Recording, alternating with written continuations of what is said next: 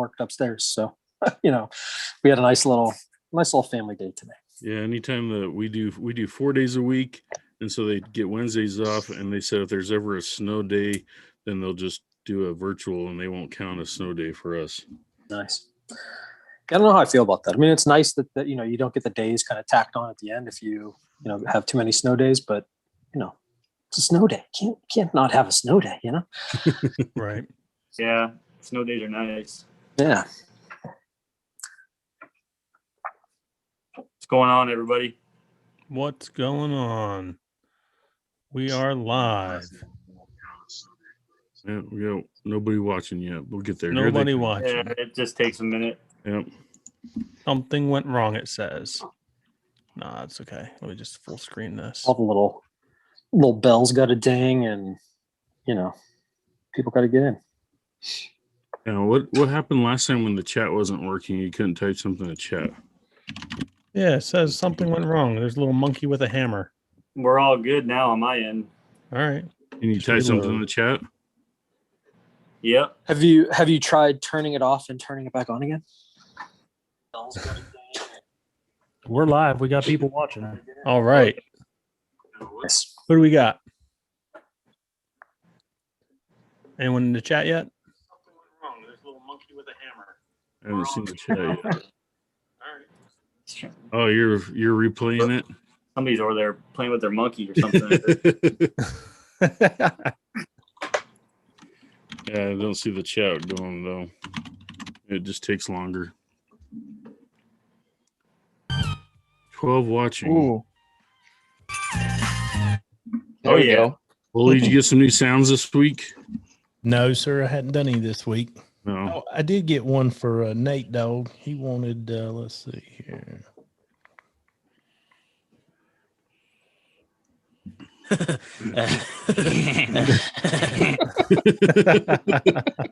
All right. I like that. That's Right. Shut up, Beavis.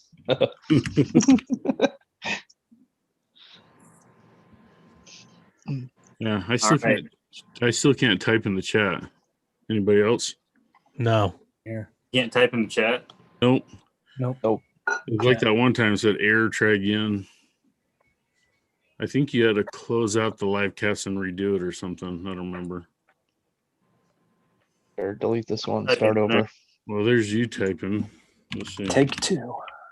Oh, there it is. Hey, we're up. Live chat's live. Take two. All right. There we go. There we go. All right, now they're rolling. Right. Now they're rolling in. We ready to do the damn thing? Yeah, let's do it. All right, guys. Welcome everybody to the 4th episode of the Keep Off the Gas podcast. My name is Andy, aka Lawn Father. I hope you're all having a great day. Tonight we're going to talk about soil tests, when, why, what the benefits you get from them. We also might move into NPK if we get enough time. On this podcast, we got the best damn group of guys on the business, if you ask me. So if you like what we're doing, go ahead and hit us a like. It helps us out a lot, guys. With that, I'll turn it over to whoever wants to get us started. Well, you forgot something. Raise the glass. Ooh. Oh, shit. Uh-oh. Yeah. Failed. Let's Oh, raise yeah, the glass, Nate. everybody. I got Yes, a sir. nice Ooh. boost right here. That's 2 bonus Just for points. you.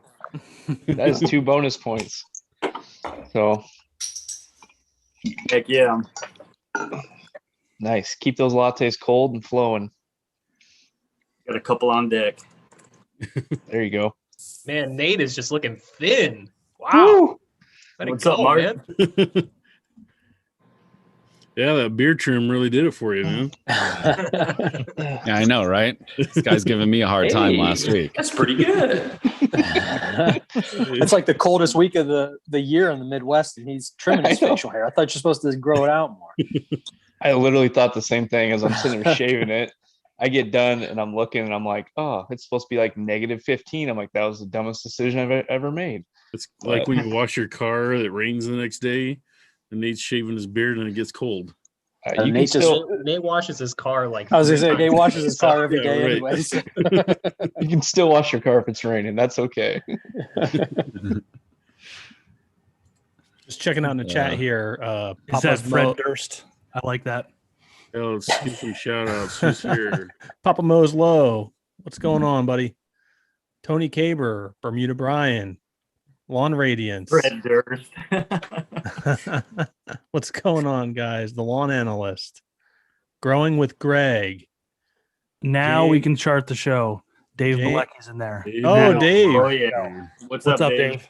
What's up, Dave? James Shin, Andrew Schrader,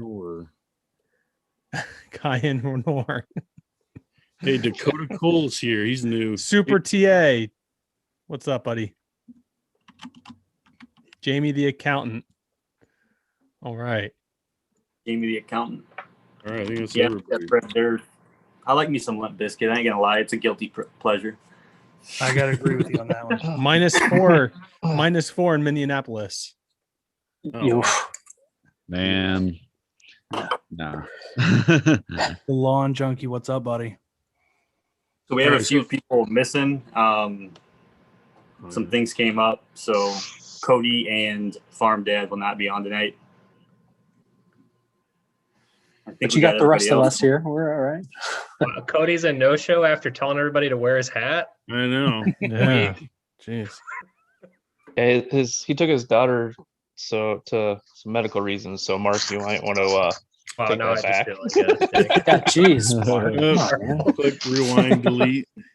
Hey, did you say did you say growing with Greg is on here? I didn't actually look. Yeah. I've actually been following his page lately. He does a couple potted plants himself, and he just recently posted something on like some MPK related stuff. I'd love to hear from him in the chat on what he's thinking for his soil test. Nice. You guys could be besties with your potted plants. I love it. Wrong with Greg and one with Mark. So have you guys all done your soil tests yet this year? I got a foot of snow on the ground. yeah. I was gonna say I'm still frozen ground, so I can't yet. Who else? Yeah. So I did Thanks. mine in the fall. I did mine towards the end of fall.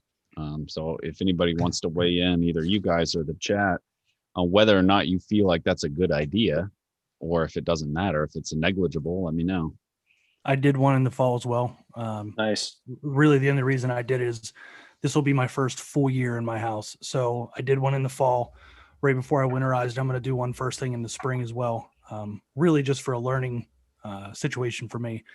And then I don't know if I'll do another one through the year. If I feel the need to, I'll throw another one in. But I did Yard Mastery because they were on sale when I had them. So I'm going to do that and then compare that against like a Waypoint or a Logan's Lab in the spring. What were your results?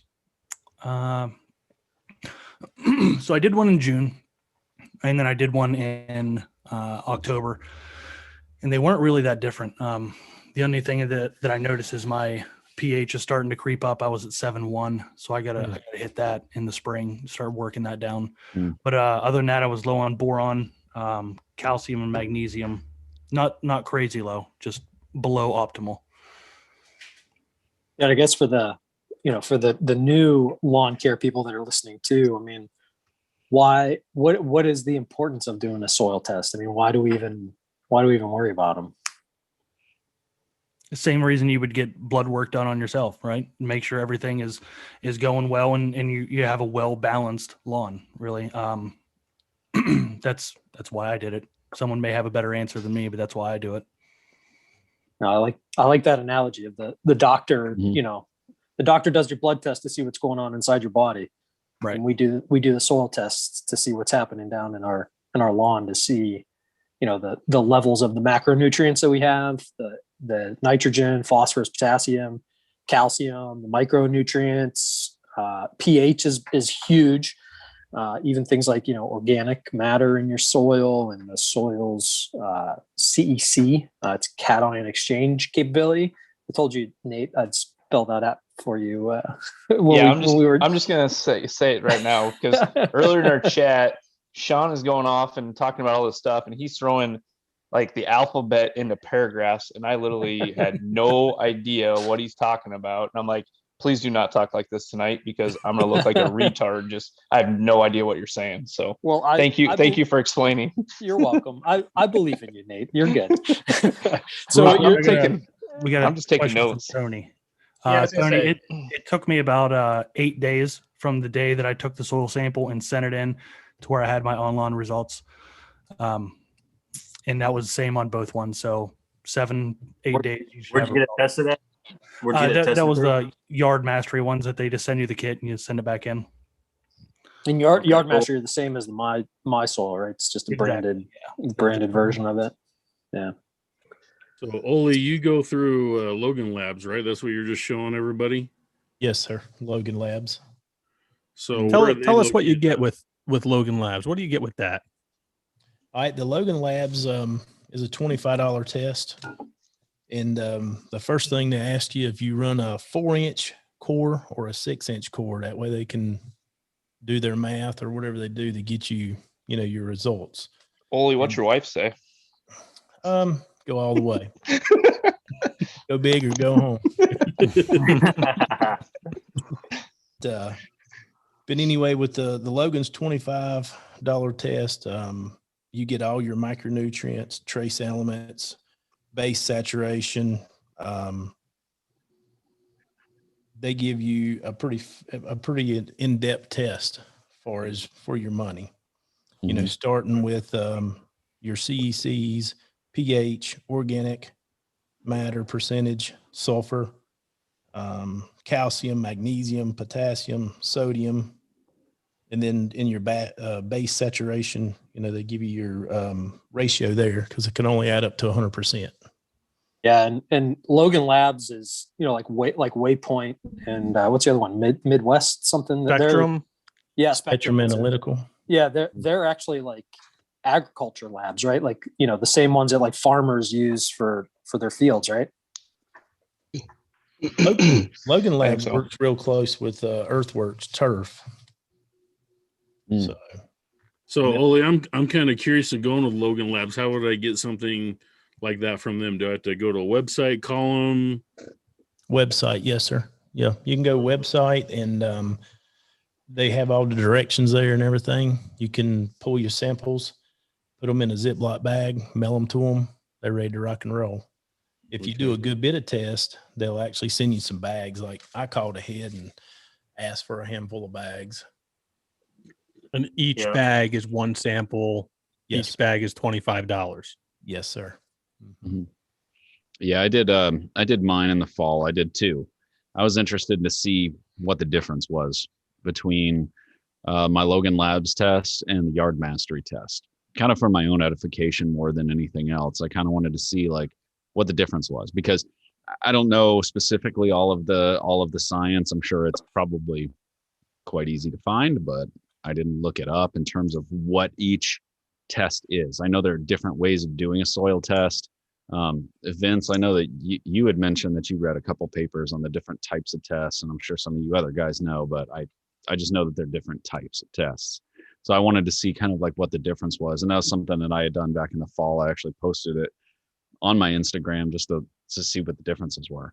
And one of you guys, I think Sean, you were saying earlier today that it's actually testing plant available nutrients in terms of what's readily available to the plant in terms of as opposed to what's in the soil. Is that correct? Right. Yeah. So you're right. It's different types of tests. So when you go through somewhere like, Waypoint or Logan Labs, one of the agricultural labs, they do a test that's called a Melich or Melic 3 test, which is just a specific type of test on your soil, but it gives you the entire nutrient and elemental measurements of the whole soil. So that way you understand what's in what's you understand what's in your soil. Mm-hmm. Whereas a test like My Soil Yard Mastery, and I think even Soil Savvy back when they existed, they use that like gel test where as the dirt is mixed in that little cup of water with that little gel pod, the gel pod's actually absorbing the material out, or it's absorbing all the nutrients and elements out of the dirt as it's being shipped to the lab. Okay. And the lab analyzes that gel, and it's supposed to kind of simulate the way your grass would uptake nutrients. So it's actually measuring the plant available nutrients instead of the total level of nutrients in your soil. So two different types of tests. the whole, in my opinion, the whole test, that Melich 3 test that you get at the lab, or even like your university extension, that's the tests that they do too, gives you better information, because that way you can understand, if your soil's like bound up, or all the things that you kind of need to know, in addition to kind of what macros and things you need to use for your grass that year. Can you tell us more about the cation exchange capacity? I mean, I read up a little bit about that, and I don't know too much about it, but from what I've read from Spectrum Analytical, they had a good little write up on it, and it's basically the measure of, I guess, the ions of the particles of the nutrients, right? That kind of separate out into the soil. And yeah. So it's a measurement of like the cations, so almost like kind of like the electrical charge of your soil in a way, where that tells you if your soil is able to have kind of have nutrients flow through the soil, or if your soil is kind of bound up, if you have too high of a CEC level. Same with like a low level is also not good too. So you kind of want to be in the sweet spot. My CEC level is a little high. So I know that I'm going to have like nutrient binding issues. So, that's something I have to take into consideration as I'm, thinking about what kind of fertilizers I use. So I assume you have like clay soil.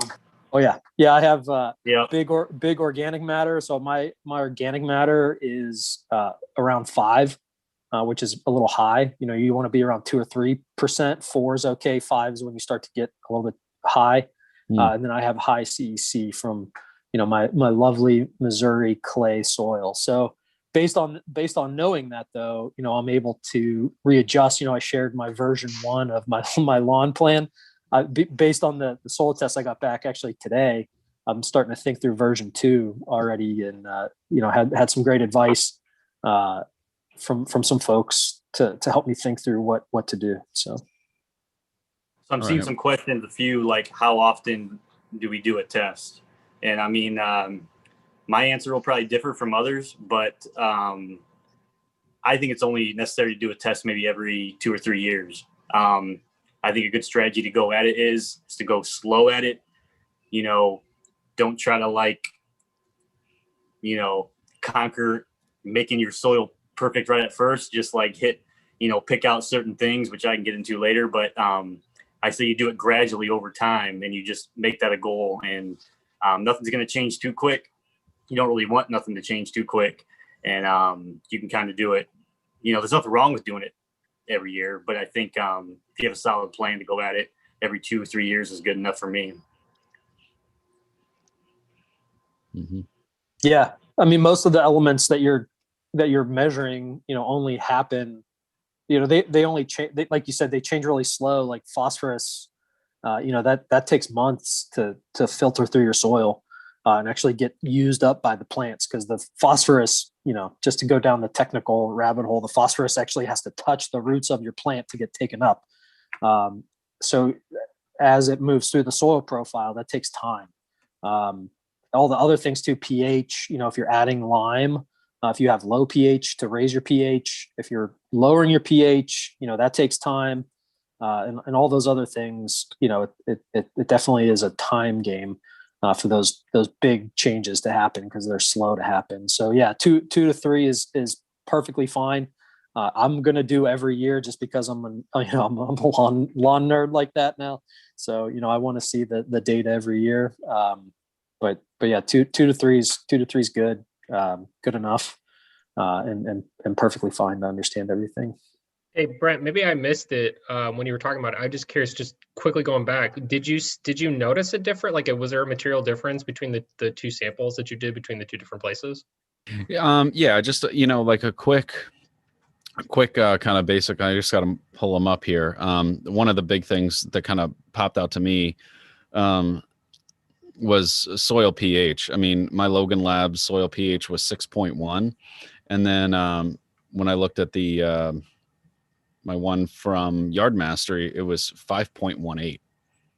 So I thought that was kind of interesting, just the discrepancy. So what I did is I took all my samples put them in one bucket, mixed it all together, you know, like you do, picked out all the organic material, mixed everything together, and then, you know, literally some went in the yard mastery kit, and some of that same soil went off to Logan Labs. So, you know, that's why I'm interested, you know, in hearing what Sean was saying just about the different types of tests. And I'm wondering is that something that's truly negligible, or is that a big deal? And does it, you know, kind of dictate which way you should go on a soil test? I really don't know. Yeah. I mean, a full point of pH is a big difference It's to logarithmic. Yeah, you're right. It's log. So, you know, it's orders of magnitude different, not just, you know, a point or two different.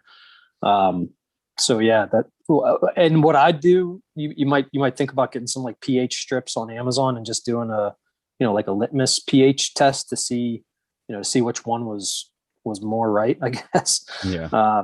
So, you know, another data point to do for yourself if you want to do that. Yeah. So we got another that question was one saying, thing. go ahead. No, after you. We got another question asking, how much sulfur do I need to put down to lower the pH by 0.5? So off the top of my head, didn't know the answer to that. Just Googled it. Found a calculator. If your existing pH is 7, I put in 6.5, drop it a half. And it's saying for loamy soils, you need 10 pounds per 1,000. For sandy, you need 7. And for clay, you need 15 pounds per 1,000. So that's why your CEC levels, why getting a soil test with CEC levels is so important, because you can kind of calculate that based off your CEC levels, because your CEC levels are kind of telling you if you got a sandy soil or if you got a clay soil. And so like, if you kind of had that information based on that, you know, you could even use something, if he has a clay soil, he could even use something like gypsum to kind of help, because that's also going to break up that soil a little bit, and it will also raise the pH a little bit. So, I mean, that's why that CEC level is so important to me, and why I only get tests, you know, that will show me that, because that's probably one of the top things for me to look at. And also, Dave made a good point on here. He said, just look at your soil plugs. You know, that will tell you a lot. Looking at your soil plugs, seeing what it looks like, smelling it, loving it, and just see what it looks like. And, you know, that can kind of tell you a little bit too. I mean, you should be having your hands in the dirt anyways. You're pulling it out. I mean, not, you know, don't touch it. If you want to be like super sterile about it, you know, wear rubber gloves so you're not getting your hands on the dirt. But, you know, as you're pulling the plugs, you should be pulling off the thatch layer and any like organic material that you can as you're collecting it to get, you know, a good sample of dirt, not with the thatch or with, you know, any grass included. If you can, get the grass roots out too if you can. So that way you're not getting false readings. Hey, Sean, while you're, I feel like you're definitely knowledgeable on this. So one of the questions that we got was, when I get my soil test results, will they tell me certain levels that they should be at as well? Can you talk to that about how you get to where they should be at? Yeah, I mean, the tests will have, you know, recommended amounts. Like even the waypoint test even recommended like a fertilizer NPK analysis to use. And it'll put like, you know, a little like bar chart. If this will show up all right, but you know, it actually puts like a little bar chart of what's good, what's bad, where you are, you know, high, low.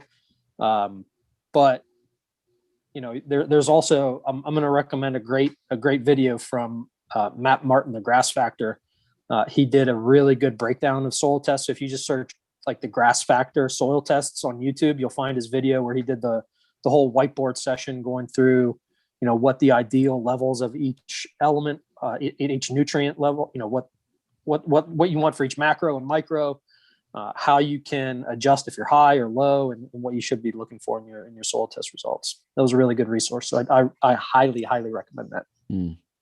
Have any of you guys, I just saw a comment here, I think from Growing with Greg, because it's funny enough, I'm actually looking at the University of Minnesota right now, and he just mentioned that. Have any of you guys gone through your local state university? I know I've mentioned last week that I go through Iowa State.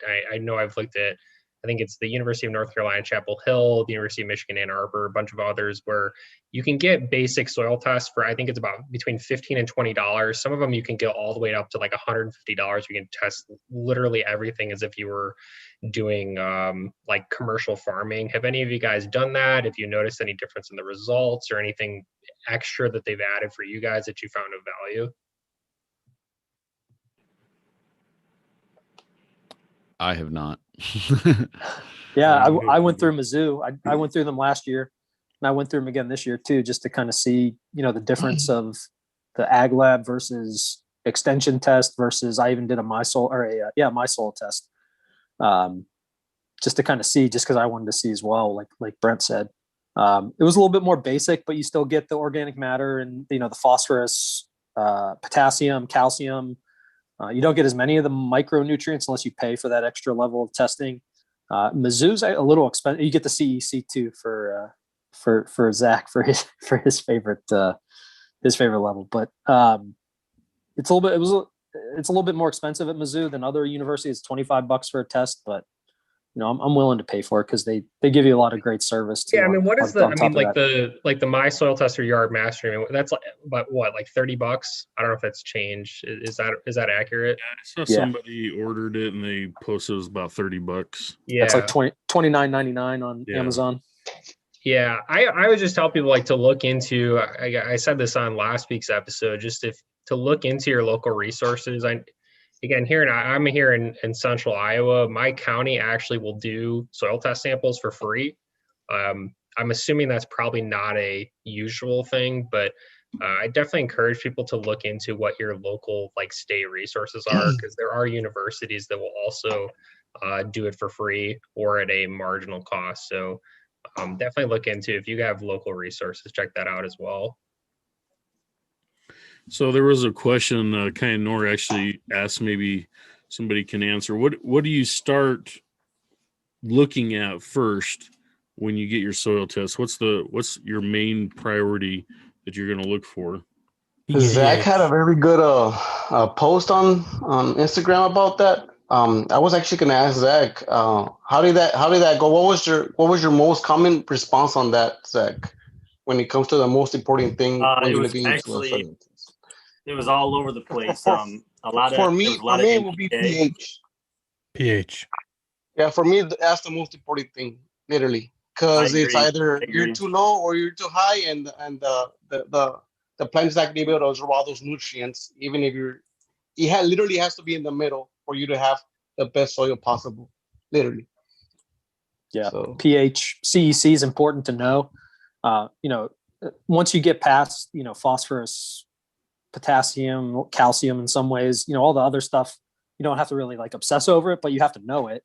CEC is important to know as you're thinking about your soil structure. Organic matter, I like to look at just because it's interesting to me.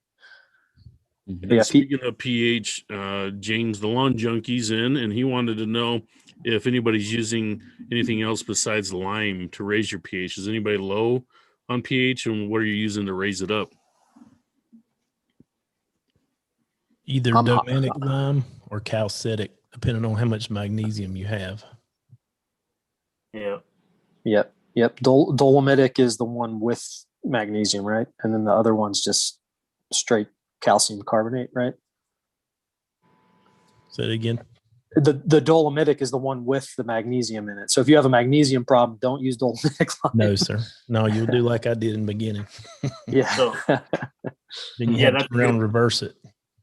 That's a good point, because well, first off, I look, after looking at the pH, CEC, and organic matter, I look at I'll look at the P and the K, but I normally look at the micros. And then depending on where the P and K are, I'll kind of go after them. I won't really worry about the nitrogen too much. I feel like a lot of people get in this rabbit hole where they'll see, oh, my N's low, my K's low, my P's high, and they just start dumping stuff. They get in this rabbit hole. Oh, I'm going to dump a 30-0-0, or I'm going to dump a 16-16-16, whatever it recommends. Urea. And they get going on this rabbit hole. Then it creates this disease. And then, oh, shit, now I'm putting down disease. Oh, now I got to put down a different form of disease. Oh, now I got this problem. Now I got weeds, and people get in this revolving cycle of just throwing stuff on their lawn just because, people Throw get down. Yeah, exactly. People get off on it. People have wet dreams about throwing stuff down their lawn. It's just you just got to focus on, because the thing is though, if you change your K percentage so much, that's going to change other things too. That's going to unlock certain nutrients. That's going to unbind stuff. So you start throwing all this crap down on your lawn, all this other stuff's going to start popping up, levels going down, going up. So, I mean, that's why, like I'm saying, take it slow and you just go after a couple things. And I think the micros are the most important.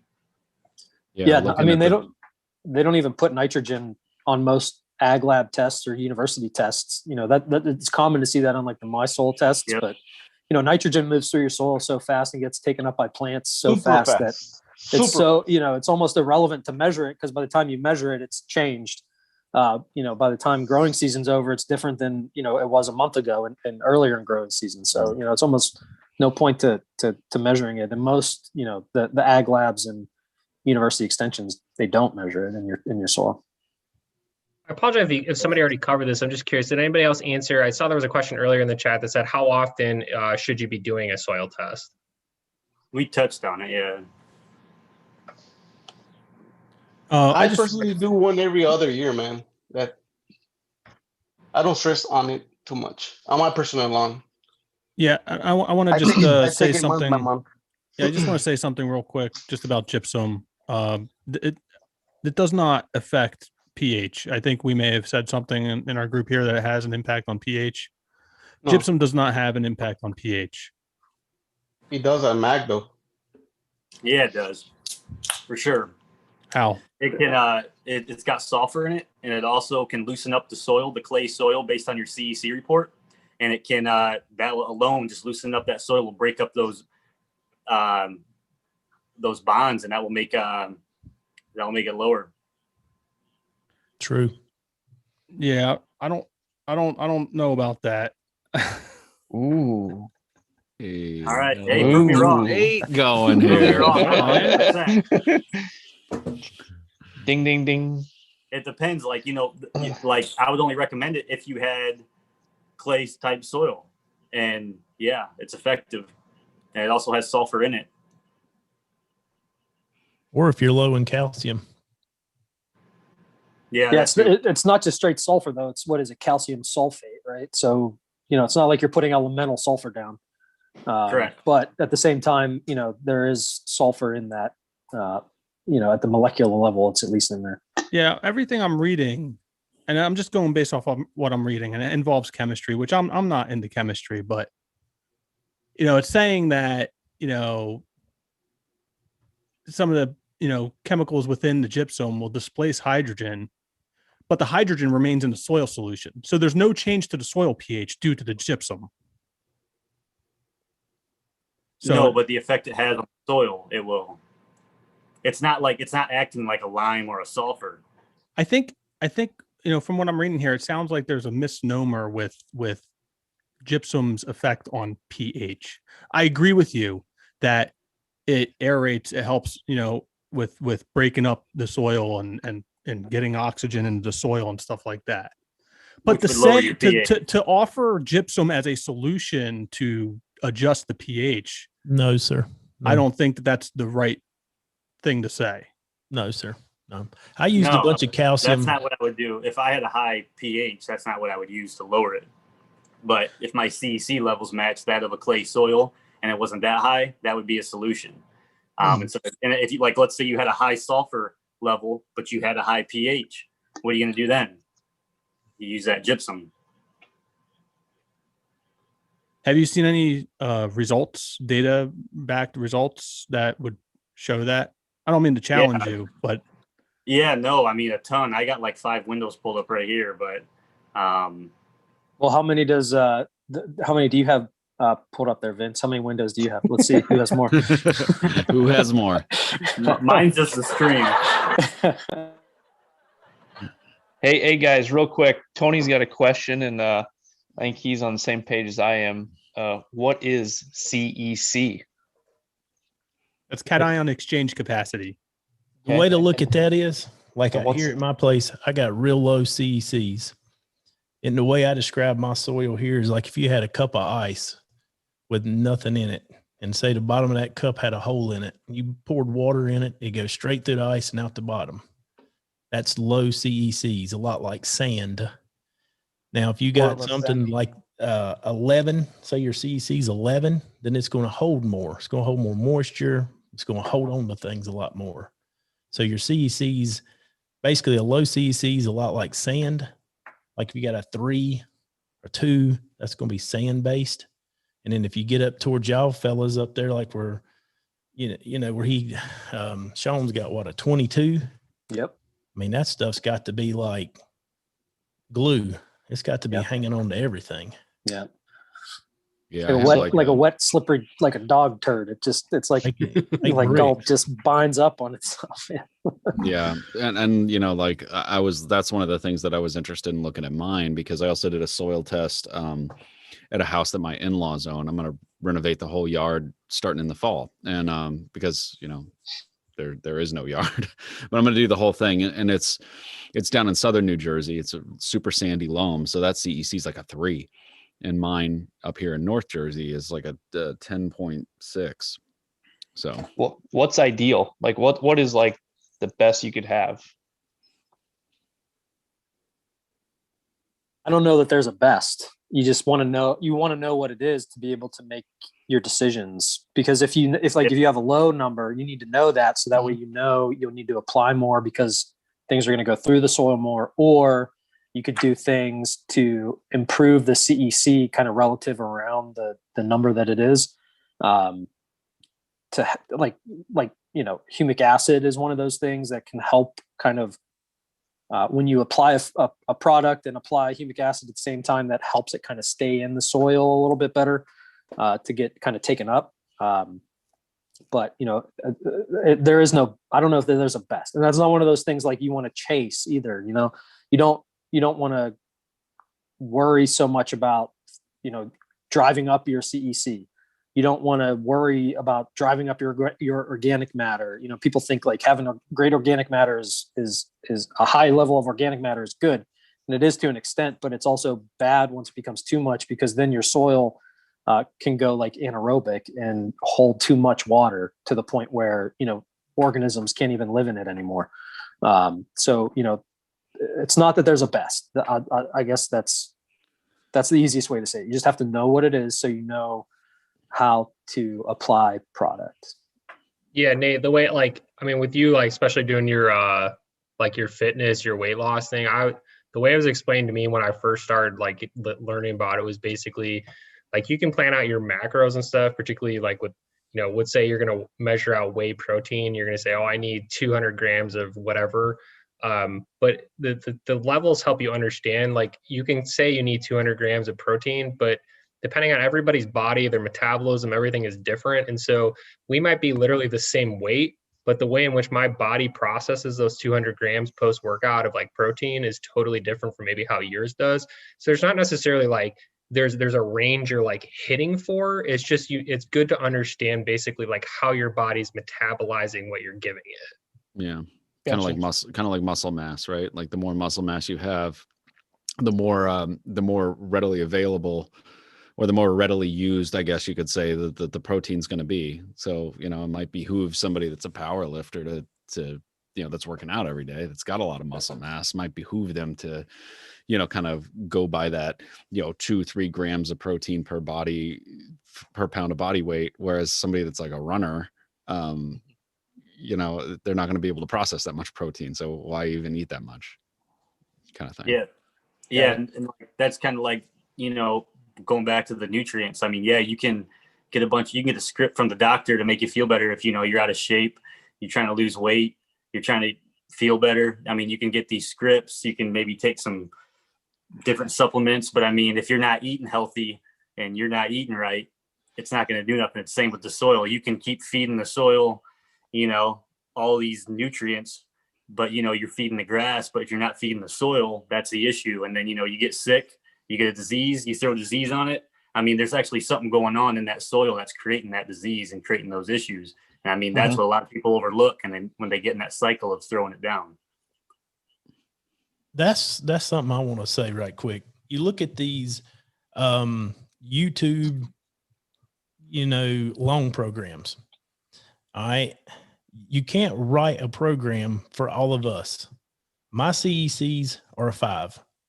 I can't run a program like Sean's going to run because he's 22. You can't buy these programs and run with them thinking they're going to be perfect because they are for somebody in North Carolina. So that's something to think about. That's why you need a soil test. You need to look at what you got going on. You need to make a decision what you need to do. You know, my CECs are low.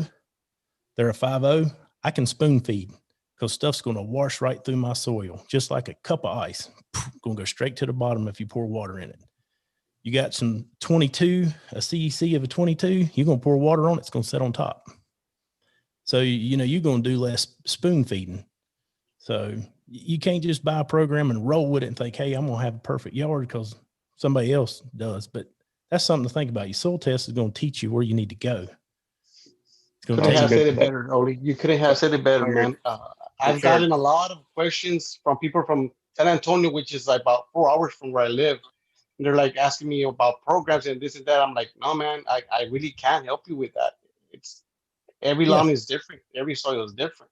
Yeah, I get hit up by people all the time like, man, write me a program. I'd love to help everybody. I help everybody that messages me, but I don't live in Texas.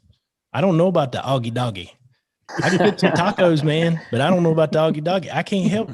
I would love to help somebody out there, but I only know about where I've lived my whole life and what I got right here. So, you know, that's just being 100% honest. I'd love to help everyone, but I don't know nothing about a 22 CEC soil. I don't have that. You know, so. Yeah, I mean that's the other myth too.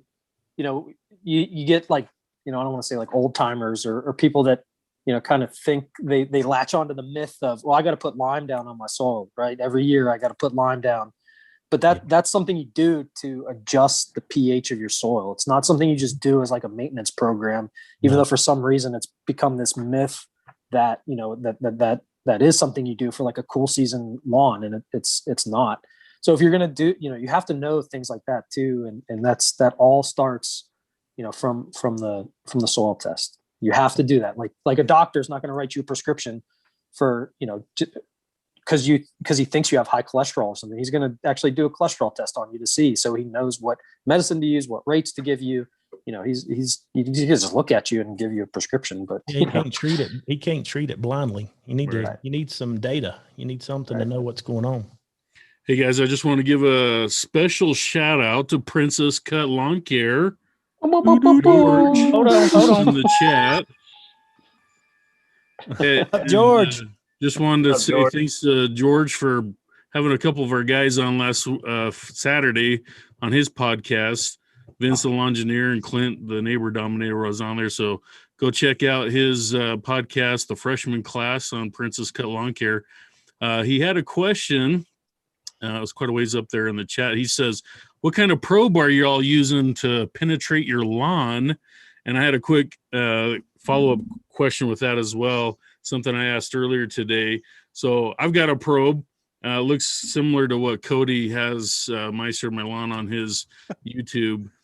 And so if I cut my grass at 2 inches and I want to make a mark on my probe, would I include the 2 inches and then so make sure I get 6 inches down into the dirt?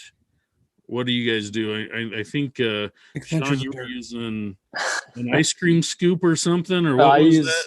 I use an apple core. So I found one that's about 5 inches long, which is, I've heard about average size for you know, things like that. But yeah, so you want to get down 4 to 6 inches, and you know, you have to start measuring that depth from the soil surface, not the grass height. So from the soil surface, 4 to 6 inches down. But here's another, you have to be consistent. If you start pulling plugs at 4 inches, always pull them from 4. If you start pulling them from 6, always pull them from 6, because the nutrient level can actually change just a little bit.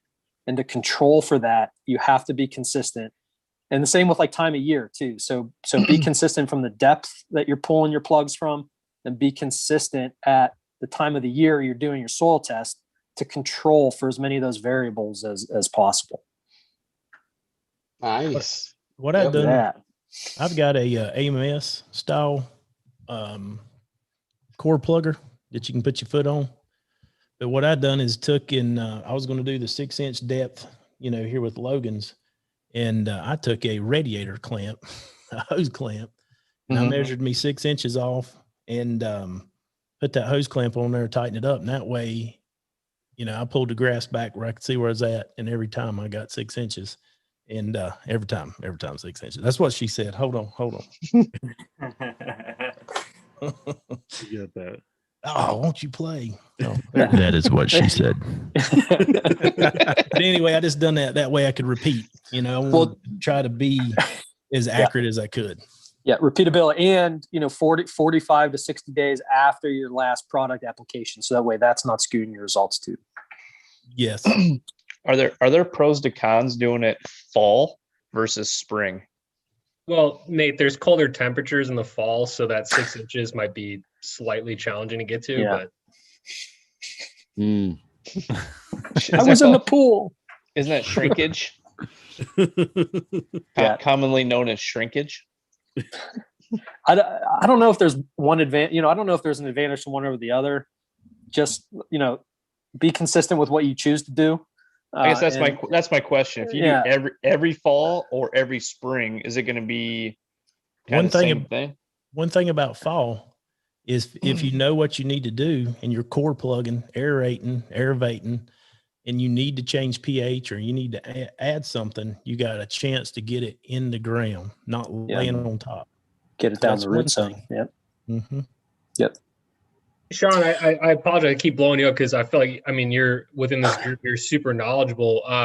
So you're Mark. from, you went to Penn State and now you're in Missouri. Have you noticed, have you done soil tests between when you're, Pennsylvania, East Coast to Midwest? Was there any differences? I'm just kind of curious on that. No, when I went to Penn State, I went for history and political science. I didn't touch the turf grass program except when I went and played golf on the Penn State golf courses after class. So no, and I worked for a landscaper out at when I was in college in Pittsburgh over the summers, but all we did was cut grass. We didn't do any treatments or anything like that, any applications. We just cut the grass. So no, I never got into this until we moved out here and got the house, and this is the first I've really done any type of soil testing. So Brian, what about you? You've moved around a couple states. For you not being in Utah, I think you said you were in New Mexico before? Well, I grew up in New Mexico, and I was just in Phoenix for the last 16 years. And, I don't know too many people that do soil tests in Phoenix because it is what it is. You're going to get Sahara Desert sand down there all the time. But up in Utah, like I said, I've been here since May. So this is my first year with this yard, first year in this city. And, everybody's talking about how acidic it is and how clay-like it is. So I'm really curious to do a soil test. I haven't done one yet.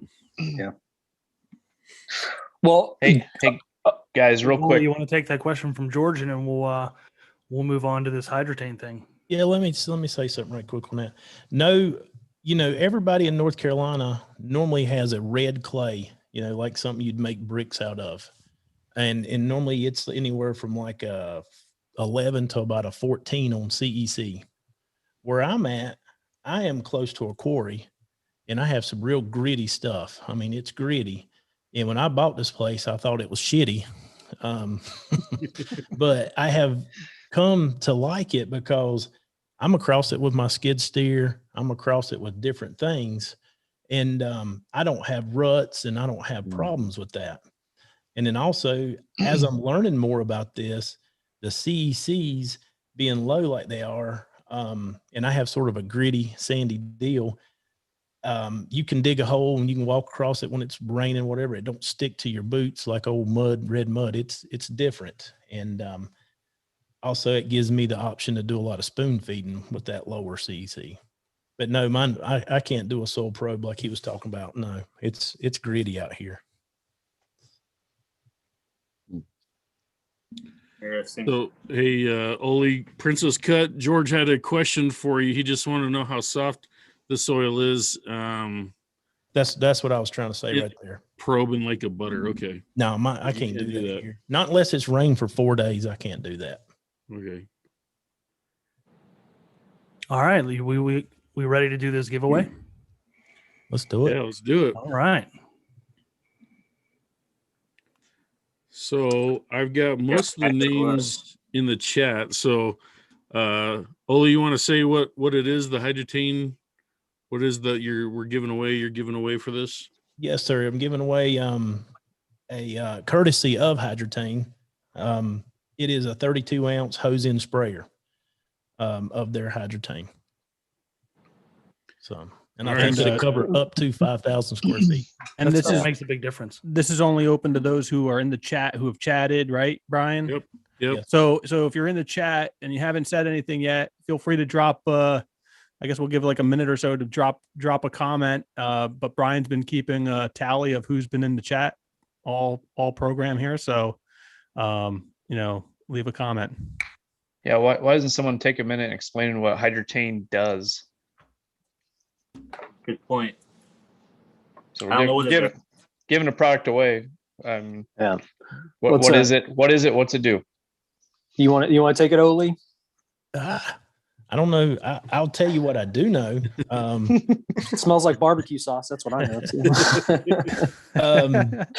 It's not only good for moisture management as far as in a root zone, making it through summer and using less water. It's also good for seed germination to keep moisture around the seed. And another thing they use it for that I didn't know about until the other day is they use it for dust management, the chemical that's in it. But the main purpose is where you can water less and try to, keep the water to the roots and keep it looking good through the summer. And honestly, this year is going to be my first year giving it a shot. Yeah. I can tell you from my own experience that particularly if you're going to seed on bare ground with Kentucky bluegrass, where you're going to have that much longer window on the germination, especially if you don't have an irrigation system. But even if you do, I did a test plot. I have a video of it on our web post, but I will tell you that there is a noticeable difference. I'm not going to say it's like a miracle product, but there's definitely a difference in the watering capabilities, and I use it personally for seeding myself. So this is a great giveaway. I wish I was old. Yeah, I'm going to start using it this year too. Works like a baby diaper. Yeah. Yeah, kind of. Yeah. Yeah, those little granules inside a baby diaper, they like to mix that in like potting soil and stuff to help. But yeah, it holds. The Hydrotain helps hold moisture in the soil. It has a little bit like a wetting agent too to help with like water penetration.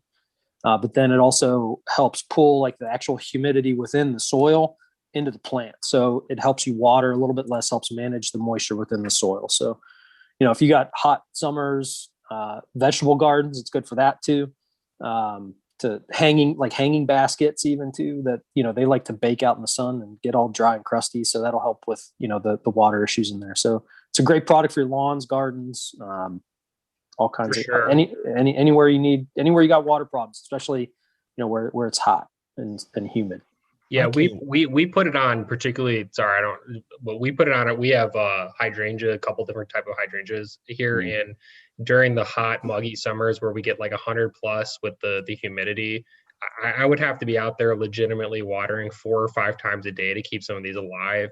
And we did a test plot between 2 different types with using the Hydrotain, and we did see at least a marginal difference. So I would say it's definitely a quality product. Good. I'm looking forward to testing it in some hanging baskets with ferns, like out on the front porch. Yeah. Instead of watering them every morning. That'd be cool. Well, let's give one away to someone too, so they can test it out and use it. Let's do it. All right, so I'm going to share my screen. I get the wheel of names everybody went through and take the Pornhub tab down. Yeah, no, I made sure it was a separate browser and all that stuff, so we're good there. For Cody, it was casting couch just for Cody. Oh my God. He said it paid the bills. Sorry, guys, we got some inside. Always got to do what he's got to do. Everybody's commented that I've seen, so I've got everybody in there. So let me share my screen real quick. Oh, you disabled it, Zach. I don't know if you can re-enable it. What are you doing? Sharing the screen so I can do the wheel of names. It just said that the host disabled it. Oh, I didn't know you were going to do that. Well, I can copy and paste if you want to. Can you share your screen? Hey, Brian, can you record it? and then we announce it, and then we. Oh, never mind. What? I say just spin it. Just spin it. Brian, I trust you have a trusting I friend, trust- hold up. so I All believe right. I believe whoever Here, I you got my spin phone. it. I'll Yeah, record it on your phone. Yeah, I'll spin it record and we win can, it, man. and Then then we I'll can throw it post on the Instagram. Okay, well, I'll post. I'll say who the winner is, and then I'll post the video. There You you can try go. it now if you want. What's that? You can try it one more time if you want. Okay, let me see. Oh yeah, there we go. All right, hit control. There you go. Ryan making stuff happen. There we go. Ooh, Hey, look at that. hey. Hey, Okay, so we got everybody over here. We got 23 entries. You better shuffle. You better So shuffle. how many times should I shuffle? 23. Twice. 23 times? We're gonna be here for a while. Let's How about this is say, our what, fourth episode? How about 4 shuffles? Ooh, good 4 call. shuffles. All right. So there's 1, 2, 3, and the 4th shuffle. All right. So going into full screen mode. All right, here we go. Good luck, everybody. I mean, Holy somehow Homestead's still gonna win somehow. I know somebody snuck his name in there. Look at that. Bermuda Brian. Ooh, Bermuda Brian. Nice. right. Congratulations. Congrats, man. Active squirt. Snuck it out Nice. there. Yeah. Yep. That's Congrats, a man. good win. He's good people. Yeah, absolutely. Congratulations. Shoot me It's your good. address. Congrats. Yeah, we'll see how Yeah, it works on your DM Bermuda Olee. grass down there too. Reach out to Olee on Instagram. You guys can Yeah, man, I'll look get it it to up. Slide on into his DMs. Hopefully it's not $50 to ship or whatever. Right. No, he's in Georgia. Oh, good. Nice. Ain't like I'm shipping to the West Coast like Yeah, true. Nice. Coast to Well, coast. let's wrap it up. I mean, if anybody has any other Yeah. questions, feel free to reach out to us. We got the Keep Off the Grass livecast page on Instagram and YouTube. And if you like this video, thought we were helpful, feel free to hit that little thumbs up and subscribe and hit the bell so you don't miss out on the next episode. And until then,